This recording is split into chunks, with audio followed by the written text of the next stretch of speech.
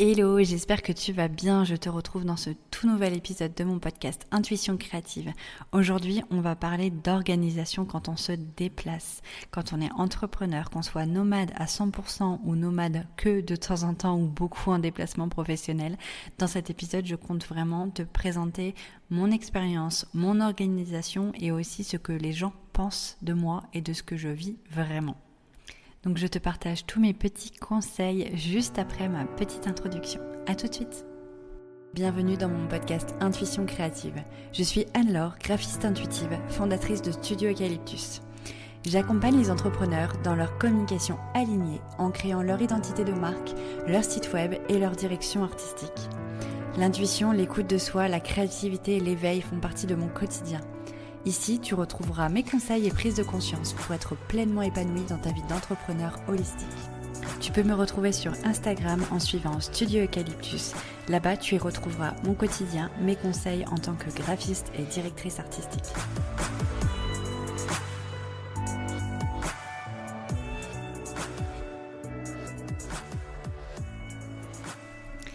Ça y est, c'est parti du coup pour cet épisode organisation, nomade, digital nomade. Voilà, tous ces sujets qui sont de plus en plus au cœur de l'entrepreneuriat. On est de plus en plus à être digital nomade ou en devenir. Moi, c'est mon cas. Je ne le suis pas encore à 100% et je ne pense pas l'être à 100% un jour. Ça ne colle pas forcément, je pense, avec ma personnalité. Mais je reviendrai sur ce point un peu plus tard dans l'épisode. Donc voilà, aujourd'hui j'avais vraiment envie de te partager mon expérience et mes conseils et t'expliquer comment je m'organise pour réussir à être organisée, à être créative et aussi profiter de mes voyages. Donc le premier point vraiment qui est important pour moi en tout cas, c'est de prévoir à l'avance. Quand je dis prévoir à l'avance, c'est par rapport à mon agenda, en fait par rapport au nombre de clients que je prends dans le mois, je fais en sorte que ce soit cohérent par rapport à mes déplacements. Si je sais que j'ai un mois où j'ai beaucoup de déplacements, je vais éviter de prendre trop de projets clients. Parce qu'on sait forcément que quand on est en déplacement, quand on n'est pas chez soi, et quand on a l'habitude de travailler de chez soi, on va avoir les trajets qui vont nous faire perdre du temps, entre guillemets perdre, parce qu'au final c'est des moments de ressources au niveau de la créativité qui sont hyper riches, mais au niveau on va dire de la production de travail, quand on est en déplacement, on perd forcément du temps. Donc ça, le fait de prévoir à l'avance, ça permet d'anticiper et de partir dans des périodes qui sont entre guillemets plus calmes. Par exemple, si moi j'ai des périodes où j'ai on va dire 8 clients, je peux pas partir en déplacement de manière aussi sereine que quand j'ai des périodes où j'ai 5 clients. Donc en fait, je fais en sorte, comme je sais en général les périodes où je vais être plus en déplacement, plus nomade que les autres, je fais en sorte de prendre moins de clients sur ces périodes-là. Ça me permet d'avoir une charge mentale plus légère déjà, parce que du coup j'ai moins de liens avec mes clients, je réduis le nombre d'interactions avec mes clients et je crée plus d'espace du coup pour pouvoir bouger, profiter, etc. Donc le fait d'anticiper, ça permet vraiment à l'avance de savoir que je peux être sereine pendant cette période-là. Ensuite, un autre point qui est pour moi important, c'est de prévenir ses clients. Surtout si tu as tendance à être très disponible pour tes clients, si tu as tendance à répondre rapidement aux mails, aux messages privés, si tu as tendance à rebondir rapidement quand tu as des retours à faire à tes clients. Quand tu seras en déplacement, sache que tu ne pourras pas être aussi au taquet. Avec les meilleures volontés du monde, c'est pas possible. Et tant mieux parce que quand on est en déplacement, on lâche un peu plus le téléphone et les mails et ça nous fait un bien fou.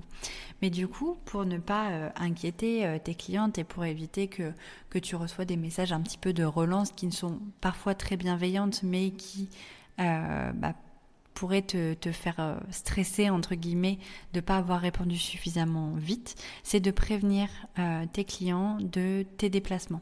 Donc moi par exemple quand je commence un accompagnement en image de marque ou en création de site internet, comme je les prévois à l'avance parce que j'ai un certain une certaine attente au niveau de mes disponibilités, je vais dire à mon client, voilà, on peut par exemple le faire pour septembre. Par contre, en septembre, je suis en déplacement, donc je ne pourrai pas être pleinement disponible, je serai moins rapide au niveau des retours. Donc si vous voulez qu'on garde septembre, on fait septembre. Par contre, si vous voulez vraiment que ce soit beaucoup plus fluide, beaucoup plus rapide au niveau de l'accompagnement, on sera du coup plutôt sur le mois d'octobre. Donc voilà un exemple en fait que je propose à mes clientes pour qu'ils puissent vraiment anticiper aussi ça. Et être préparé en fait au fait que je vais être moins dispo et que voilà, au niveau de ma communication, on va me voir dans d'autres lieux que mon lieu de travail, etc. Donc c'est vraiment un point qui est nécessaire pour éviter voilà tous les petits messages de relance au fur et à mesure et d'éviter du stress. Ensuite, une chose que je ne faisais pas au début et que maintenant je fais, qui rejoint un petit peu le premier point dont je t'ai parlé, c'est d'essayer quand même de vraiment prévoir moins de travail. Parce que si tu es en déplacement professionnel, tu es sûrement, le but est sûrement de voir des clients. Donc ces moments que tu vas partager en face, en vrai, en présentiel avec tes clientes, tu as envie d'en profiter à 100%. Et s'il y a des imprévus, s'il y a un café en plus ou un dîner en plus qui s'ajoute, pouvoir le faire de manière sereine sans se dire que tu as une to-do list à rallonge derrière.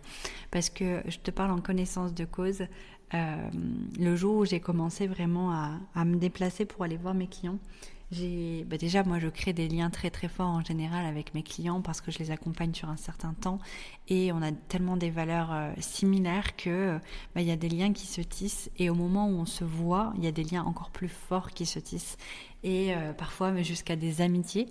Et donc dans ces moments-là, quand enfin tu peux retrouver ta cliente, ton amie, futur ami, ou même si ça reste qu'un lien client, mais tu as envie d'être pleinement présent. Parce qu'en plus, depuis quelques années, on fait tout en digital, on est toujours derrière les écrans, toujours au téléphone, etc. Et du coup, ces moments sont précieux quand on se retrouve vraiment en clientèle entre guillemets, parce que ce mot est un peu barbare et has-been, j'ai envie de dire maintenant, mais quand on se retrouve autour d'un café avec une cliente pour avancer sur un projet. Moi, quand j'avance sur, par exemple, un site internet en direct ou sur la création de contenu pour les réseaux sociaux, ça va forcément s'éterniser, ça va être forcément plus long qu'une visio. Donc, ne prévois pas que 1 heure parce que derrière, tu as une to-do list à rallonge, mais vraiment... fais en sorte de vraiment être pleinement dispo pour tes clients et du coup profiter de ce moment humain en présence qui vaut de l'or, clairement. Et tout ce que je te dis là, ça vaut aussi pour les moments off, les moments en nature, les moments de visite, de tourisme, parce que voilà, quand on se déplace, faut le dire, ça c'est des frais. C'est des frais et d'ailleurs je reviendrai là-dessus par rapport aux a priori et aux petits pics qu'on peut avoir de nos entourages quand ils sont pas digital nomades. Mais voilà, voyager ça fait des frais. C'est un coût pour le logement, c'est un coût pour le transport, c'est un coût au niveau de la fatigue aussi. Donc il est indispensable d'avoir des moments off, des moments en reconnexion avec la nature ou juste en connexion avec la ville, parce qu'on n'est pas forcément en déplacement en pleine nature, ça peut être dans une ville, mais ça peut souvent arriver dans une ville que tu n'as pas l'habitude, dont tu ne connais pas les meilleurs cafés du coin. Parce qu'on adore, moi perso je suis une adepte d'aller chercher dans toutes les villes où je vais les meilleurs coffee shops pour le meilleur café, pour le meilleur brunch. Et bon, bien sûr que ça parfois en général je le fais avec mes clients et on le cale en rendez-vous client, mais parfois je sais que j'ai besoin aussi d'être un peu seule. Et je t'en parlerai aussi juste après. Mais voilà, de se dire que oui, il y a le déplacement, oui, c'est un déplacement professionnel parce que tu vas travailler pendant ce déplacement-là, c'est pas des vacances, c'est pas du tout le but de ton déplacement. Par contre, prévois-toi vraiment des temps de ressourcement. Parce que si tu es comme moi à travailler de chez toi, dans le calme. Alors moi, je travaille de chez moi, je suis seule, donc c'est très très très calme chez moi quand je travaille. Donc j'ai cette habitude en fait de calme. Et ben quand tu vas être en déplacement, quand tu vas faire tes rendez-vous, etc., tu vas vite sentir une fatigue qui s'accumule. Et du coup, d'avoir anticipé ces temps off et ces temps de ressourcement, ça va te permettre vraiment de te régénérer tout de suite. C'est-à-dire que tu sais qu'au moins, je sais pas, 2 heures en milieu de journée ou 2 heures en fin de journée, c'est vraiment du temps pour toi. Pour aller prendre un café toute seule, pour aller te balader au bord d'un lac. Je parle en connaissance de cause, mes amis sauront et me verront exactement en train de faire ce que je te raconte là. Mais voilà, c'est vraiment indispensable et ça ne te rendra pas moins crédible au niveau de tes déplacements pro. C'est normal en fait. Donc voilà un petit peu voilà tous mes petits conseils au niveau de l'organisation. Donc voilà, c'est vraiment de s'organiser. Ah non, j'ai un autre conseil. Voilà, j'ai autre chose qui me vient aussi. Ça peut paraître tout bête, mais enfin un peu bête, mais c'est de s'organiser aussi en fonction du lieu où tu vas, au niveau de la température et de la météo. Bon, alors oui, je vais pas me mettre en mode Miss Météo, mais c'est quand même, ça a son importance. Ça a son importance parce que le rythme que tu as chez toi avec, on va dire, un climat voilà, assez simple, si tu es en déplacement sur une île ou si tu es en déplacement à l'autre bout de la France, moi perso je suis dans le nord, alors quand je vais en déplacement dans le sud, je le sens, c'est peut-être se lever un petit peu plus tôt pour travailler à la fraîche, peut-être travailler un peu plus tard et au milieu, au moment où il fait, où c'est les heures où il fait le plus chaud, profiter de ces temps-là en fait pour être en off, parce que clairement quand il fait très chaud et qu'on n'a pas l'habitude, on va pas être aussi productif, ça va être difficile pour nous de travailler, etc. Et du coup, on sera moins productif, on va moins profiter, on va s'épuiser et voilà, on en revient sur tous les sujets de ce début de podcast. Mais voilà, ça peut être aussi un critère à prendre en compte, la température. Après, souvent j'ai la question de Wi-Fi, de comment je m'organise en Wi-Fi, parce que parfois on me voit travailler dans des parcs, on me voit travailler un peu à droite à gauche. Et en fait, moi, pour te répondre à cette question par rapport au Wi-Fi, par rapport à la connexion, etc., je suis pas à la recherche de Wi-Fi. Quand je choisis un Airbnb, quand je choisis un café, quand je choisis voilà, un lieu de déplacement pro, je suis jamais à la recherche de Wi-Fi. Alors je m'assure juste que voilà, il y a de la connexion. Je vais pas aller commencer à travailler tout en haut d'une montagne. Si je pars en randonnée, je vais éviter. Ça va être mon temps libre. Par contre, quand je veux travailler, que ce soit en pleine nature ou dans des lieux publics, je m'embête pas avec la Wi-Fi, tout simplement parce que ça fait plus d'1 an et demi que je n'ai pas de Wi-Fi chez moi. J'ai déménagé 2 fois, j'ai jamais voulu reprendre la Wi-Fi parce que j'ai opté pour le partage de connexion qui fonctionne très bien avec mes outils pour travailler. Que ce soit pour faire de la visio ou pour faire des sites web, enfin même quand ça me demande beaucoup de débit, c'est largement suffisant. J'ai un forfait de téléphone qui du coup est assez conséquent et ça m'arrive très rarement, mais ça m'arrive quand j'ai des grosses périodes de boulot de recharger un petit peu ce forfait-là. Mais ça me suffit et ça, voilà, du coup c'est plus une contrainte pour moi de devoir chercher la Wi-Fi, etc. Parce que j'ai trouvé voilà, des outils et une connexion suffisante avec un bon forfait de téléphone pour me permettre de travailler partout, même sans Wi-Fi. Donc ça, c'était vraiment le dernier point un peu pratico-pratique technique concernant les déplacements professionnels et le fait d'être digital nomade. Maintenant, je voulais aussi te partager un petit peu mon ressenti par rapport à la vision qu'on a de moi en fait depuis que j'ai quitté mon salariat et depuis que j'ai mis en place un petit peu cette vie nomade, aller voir mes clientes à droite à gauche en France et même un peu plus loin. Et en fait, je pense que c'est important de te partager ça aujourd'hui. Moi, j'ai de plus en plus de personnes de mon entourage qui sont dans mon entourage, mais vraiment éloignées de Studio Eucalyptus, mon entreprise, mais qui sont plutôt dans mon entourage famille, amis un peu plus lointains, ou amis, mais qui ne sont pas du tout trop au courant de ce qu'est mon entreprise. Souvent, on me dit bon, ça va, t'as la belle vie, tu te la coules douce, t'es toujours en voyage, ça va les vacances. Ou alors, à chaque fois que je pars en déplacement pro, on me dit ah, cool, bonnes vacances. profite bien, etc. Alors oui, je vais bien profiter, ça c'est sûr et certain. Mais au début, j'étais un peu en mode, comment dire, nez de bœuf, où je tournais du nez, où j'étais là, non, mais vous comprenez pas, je suis pas en vacances. Je rentrais un peu dans le là, en fait, parce que je me sentais un peu coupable. Et du coup, je partais au quart de tour, en fait. Je partais au quart de tour en me justifiant que j'allais avoir tant de rendez-vous pro, que j'allais bosser tant d'heures par jour, que ceci, cela. Et, limite, du coup, j'étais gênée quand je disais que je partais en déplacement. Et maintenant, je me rends compte que c'est des réactions qui étaient peut-être un peu bêtes de ma part, mais voilà, que j'ai eu besoin d'avoir pendant un temps. Et maintenant, voilà, je le prends à la légère, je dis oui, c'est sûr, mais... Et puis je vais juste dire, non, mais j'y vais aussi pour travailler, mais c'est vrai que je suis en déplacement, c'est sympa, je vais voir du pays. Et du coup, je me suis détachée de ça, déjà pour éviter de rentrer dans des énergies un petit peu de colère.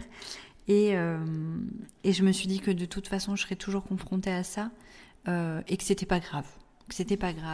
Moi, je sais que je suis très fatiguée quand je pars en déplacement. D'ailleurs, ça m'arrive souvent d'annuler des déplacements parce que parfois je suis un peu optimiste et je vais en prévoir trop dans le mois et au bout d'un moment, voilà, je sens la période qui arrive et je me dis ok, là c'est plus ok pour moi, il y a trop de déplacements de prévus. Du coup, je vais en annuler un, je vais le déplacer plutôt, parce que voilà, moi c'est même si c'est génial, même si c'est trop bien de voir mes clients et de rencontrer du monde en présentiel, de voir du pays, de pouvoir, c'est sûr, prendre plus de temps pour moi et plus de temps pour la découverte, ça m'épuise. Ça m'épuise fortement. C'est aussi physique parce que j'essaye de plus en plus de pas prendre la voiture et du coup de prendre les transports en commun. Du coup, c'est toute une organisation au niveau des affaires en fait, des affaires, des vêtements, etc. Bon, c'est une chose, mais c'est lourd, mais c'est une chose. Mais il y a aussi toute l'organisation au niveau du matos pro. J'ai mon agenda, oui, parce qu'en 2022, j'ai toujours un agenda papier qui est pour moi indispensable. Bon, cette année, j'ai vu un petit peu gros, j'avoue, c'est pas le plus pratique. Mais voilà, j'ai mon agenda, j'ai au moins un carnet parce que j'ai besoin d'écrire. Sur certains projets, j'ai besoin d'écrire, je peux pas tout faire en digital, c'est vraiment important pour moi d'écrire. J'ai mon Mac portable, j'ai ma tablette graphique pour pouvoir dessiner. J'ai mon appareil photo parce que en général quand je suis en déplacement j'en profite pour faire les photos professionnelles de mes clientes. Donc en fait toute cette organisation là va me demander de l'énergie encore et aussi du transport, donc me balader avec le sac à dos, avec le matos pro, etc., de trouver les bons horaires de train, ceci, cela, et c'est pas juste pour les vacances, c'est pas... Alors c'est sûr quand on part et qu'on a 3 maillots de bain et une paire de tongs, c'est beaucoup plus, on va dire, c'est beaucoup moins stressant, mais quand on part pour le boulot, il faut pas avoir oublié ses outils, il faut être quand même très très organisé. Et du coup maintenant je me dis, j'ai pas besoin de me justifier de ça, moi je le sais. Et toutes les remarques extérieures, soit elles sont là, mais tant pis, c'est pas grave, je passe au-dessus. Et je dis, oui c'est sûr, voilà, je me déplace, c'est cool, mais c'est fatigant quand même. Et c'est tout, j'arrête là parce que j'ai pas envie de me battre à essayer d'expliquer ce que je fais exactement, parce qu'au final le plus important c'est que moi je sache ce qui est juste, ce qui est pas juste, et voilà ce que j'ai envie de faire, quoi. Donc tout simplement voyager et pouvoir travailler en même temps. Donc voilà pour mon petit partage un peu moins pratico-pratique, mais plutôt expérience personnelle et professionnelle avec le fait d'être de plus en plus nomade. J'espère que cet épisode t'aura plu, t'aura permis peut-être de mieux comprendre ce que c'est le digital nomade et tous les enjeux qu'il y a derrière, et peut-être que des conseils t'auront aidé pour tes prochains déplacements. Voilà, en tout cas n'hésite pas à me partager aussi tes petits tips au niveau des déplacements si tu es digital nomade, et je serai ravie de pouvoir échanger avec toi. Merci beaucoup d'avoir écouté cet épisode, j'espère qu'il t'aura plu. En tout cas, si c'est le cas, n'hésite pas à t'abonner à mon podcast, noter, partager et commenter cet épisode. Et si tu souhaites retrouver plus de conseils au quotidien et suivre mon aventure, n'hésite pas à me suivre sur Instagram au nom de Studio Eucalyptus. Si tu as besoin de communication alignée, n'hésite pas également à réserver un appel découverte avec moi. Je t'accompagne dans la création de ton identité de marque et de ton site internet. Je te remercie encore 1000 fois en tout cas d'avoir écouté cet épisode. Je te souhaite une excellente et rayonnante journée. À très vite dans un nouvel épisode. C'était Anne-Laure, graphiste intuitive, fondatrice de Studio Eucalyptus.